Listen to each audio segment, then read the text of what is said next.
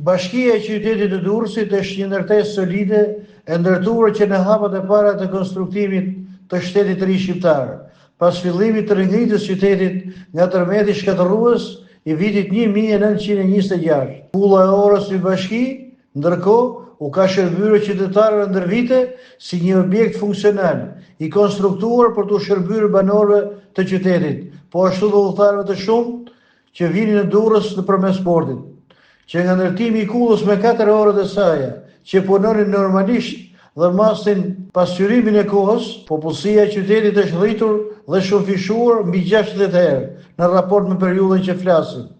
Dhe ndërtesa historike e bashkisë vazhdon të mbetet një konstruksion tërheqës, pavarësisht se zhvillimi i qytetit ka avancuar dhe se orën eksakte mund ta mësosh në shumë variante të tjera. Së bashku me objektin e orës dhe me të njëjtën vlerë emocionale për durrësakët, ishte si kulla sahatit mbi ndërtesën e bashkisë, ashtu dhe shatërvani i dikurshëm në sheshin para bashkisë.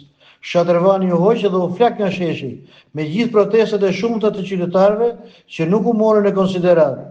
Po kullën e sahatit për shkak të pozicionit nuk e heqin dot, por i kanë hequr funksionin e saj. Orët her pas here janë prishur, si këtë fund viti, që orët do të na japin në mesnatën e ndërrimit të viteve kohëra të ndryshme. Ora tashmë është një objekt i qartë, duket jashtë kohë. Për një qytet turistik me histori të lashtë, kjo orë përbën vetë një vlerë të veçantë. Në kohën kur bashkia ka bërë me 10 tendera, edhe për ceremonitë festive të shumta, një mundësi për një fond modest për riparimin e saj, edhe mund të ishte gjendur. Por nëse do të ishte riparuar, do t'i mungonin mbase folklorit të rrugës disa barseleta. Për akremët e çakorduara të sotëm, disa të rinj janë shprehur se janë tashmë për të peshuar në raskat. Ndoshta do të mendohet për të riparuar këtë orë, për t'ia rikthyer qytetit këtë vlerë, më e pakta që mund të bëhet.